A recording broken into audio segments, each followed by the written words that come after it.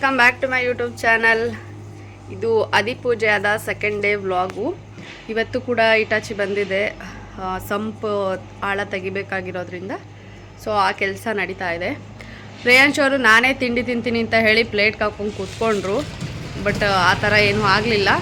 So ಇವಾಗ ನಾನೇ ಹೋಗಿ ಅವನಿಗೆ ತಿಂಡಿ ತಿನ್ನಿಸ್ಬೇಕು. ಕುಶಾಲಿಲಿ ಮಾತ್ರ ಅವಳು ತಿಂಡಿ ಏನಿರುತ್ತೆ ಅವಳು ಅಷ್ಟೂ ಆರಾಮಾಗಿ ತಿಂತಾಳೆ. ಚಿತ್ರಾನ್ನ ಮತ್ತು ಮೊಸರನ್ನ ಎರಡೂ ಬೇಕು ಅಂತ ಕೇಳ್ದ, ಎರಡೂ ಇವಾಗ ತಿನ್ನಿಸ್ಬೇಕು.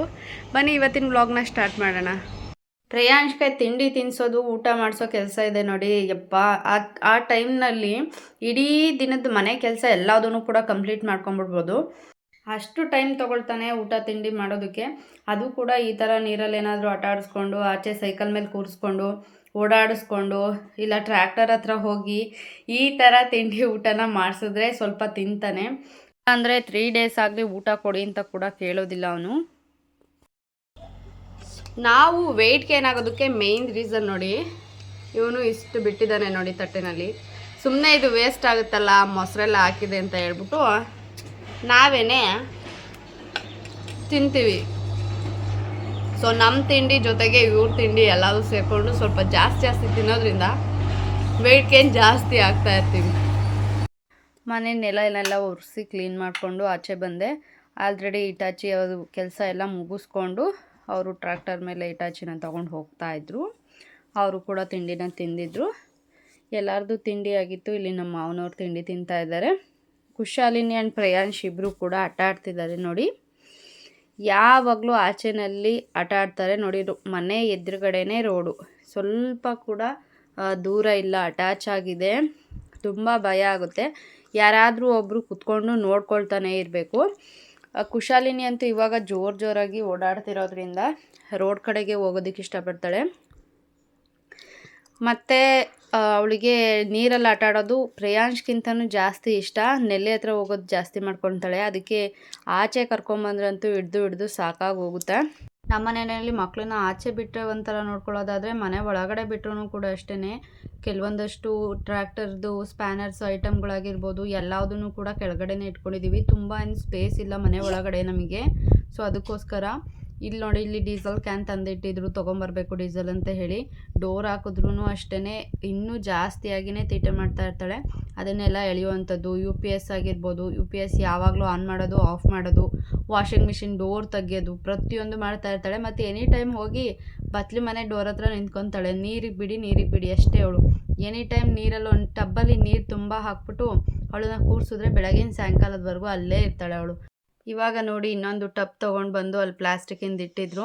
ಅದರೊಳಗಡೆ ಹೋಗಿ ಪ್ರಿಯಾಂಶ್ ಕೂತ್ಕೊಂಡಿದ್ದು ನೋಡಿ ಅವಳು ಕೂಡ ಹೋಗಿ ಅವಳೇನೆ ಹತ್ತಿ ಕೂತ್ಕೊಳ್ತಾಳೆ. ಅದರೊಳಗಡೆ ಎಷ್ಟು ಹೈಟ್ ಇದ್ರೂ ಅಷ್ಟೇ ಹೆಂಗಾದರೂ ಮಾಡಿ ಹೋಗಿ ಕೂತ್ಕೊಳ್ಳೋದಕ್ಕೆ ಟ್ರೈ ಮಾಡಿ ಕೂತ್ಕೊಂಡಿದ್ಲು. ಈ ಒಂದು ಚಿಕ್ಕ ಬಕೆಟ್ ಪ್ರಿಯಾಂಶ್ ಇಟ್ಕೊಂಡಿರೋವಂಥದ್ದು ಧರ್ಮಸ್ಥಳಕ್ಕೆ ಹೋಗಿದ್ದಾಗ ನನ್ನ ಹಸ್ಬೆಂಡ್ ತೊಗೊಂಬಂದಿದ್ರು. ಅದರೊಳಗಿರೋ ಐಟಮ್ನೆಲ್ಲ 1 ಸೆಕೆಂಡ್ ಕೂಡ ಬಿಡಲಿಲ್ಲ ನನ್ನ ಮಗ. ಸಿಕ್ಕಾಪಟ್ಟೆ ತೀಟೆ ಮಾಡ್ತಾನೆ ಅವನು. ಅವಳನ್ನ ನೂಗ್ತಾ ಅವಳು ಹೋಗಿ ಎಡ್ಜಿಗೆ ಹೊಡ್ಕೊಂಡ್ಲು, ಅಳ್ತಾ ಇದ್ಲು. ಸೊ ಮತ್ತೆ ಆಚೆ ಕರ್ಕೊಂಡು ಬಂದ್ವಿ. ಹೊರಗಡೆನಲ್ಲಿ ಸ್ವಲ್ಪ ಈ ರೀತಿ ಎಲ್ಲ ಮಾರ್ಕ್ ಮಾಡಿರುವಂಥದ್ದು ಇಟಾಚಿ ಎಲ್ಲ ಬಂದು ತೆಗಿತಾ ಇತ್ತು ಪಿಲ್ಲರ್ಸ್ಗೆ ಅಂತ ಹೇಳಿ. ಸೊ ಅದ್ರದ್ದು ನೋಡ್ಕೊಂಡು ನಿಂತ್ಕೊಂಡಿದ್ಲು. ಸೊ ಅಲ್ಲೇ ಹೋಗಿ ಚೇರ್ ಹಾಕೊಂಡು ಕೂತ್ಕೊಂಡು ನೋಡ್ತಾ ಇದ್ರು. ಎಲ್ಲರೂ ಅಲ್ಲೇ ಇದ್ರಲ್ಲ ಅಂತ ಹೇಳಿ ನಾನು ಹೋಗಿ ಕರ್ಕೊಂಡೋಗಿ ಅಲ್ಲೇ ನಿಂತ್ಕೊಂಡು ತೋರಿಸ್ತಾ ಇದ್ದೆ. ಅವಳು ಮಣ್ಣಿನ ಗುಡ್ಡೆ ಏನು ತೊಗೊಂಬಂದು ತೆಗ್ದಾಕಿದ್ರಲ್ಲ ಅಲ್ಲಿ ಹೋಗಿ ಆಟ ಆಡ್ತಾ ಇದ್ಲು. ಇವರು ಈ ರೀತಿ ಎಲ್ಲ ಮಾರ್ಕ್ ಮಾಡಿಕೊಂಡು ಪಿಲ್ಲರ್ಸ್ಗೆಲ್ಲ ಮಾರ್ಕ್ ರೆಡಿ ಮಾಡ್ಕೊಳ್ತಾ ಇದ್ದಾರೆ ನೋಡಿ.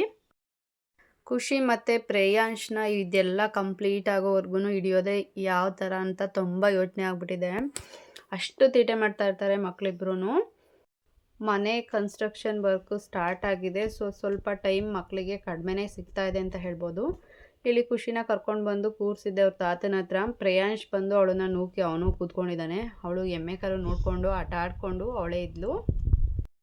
ನಾನು ಆಲ್ಮೋಸ್ಟ್ ಎಲ್ಲ ವ್ಲಾಗ್ಸ್ಗಳಲ್ಲಿ ಶೇರ್ ಮಾಡ್ಕೊಂಡಿದ್ದೀನಿ. ನಾನು ಆಲ್ರೆಡಿ ಅಪ್ಲೋಡ್ ಮಾಡಿದ್ದೀನಿ ಪ್ರೀಮೇಚೂರ್ ಬೇಬೀಸ್ ಕೇರ್ ಹೆಂಗೆ ಮಾಡಬೇಕು, ಮತ್ತು ಬಾಡಿ ಮಸಾಜ್ ಮಾಡೋವಂಥದ್ದು, ಮತ್ತು NICU ಜರ್ನಿ ಹೆಂಗಿತ್ತು, ನನ್ನ ಕಂಪ್ಲೀಟ್ ಸ್ಟೋರಿ ಎಲ್ಲದೂ ಕೂಡ ನಂದು ಪ್ರೀಮೇಚೂರ್ ಬೇಬೀಸ್ದು ಎಲ್ಲದೂ ಅಪ್ಲೋಡ್ ಮಾಡಿದ್ದೀನಿ ಆಲ್ರೆಡಿ.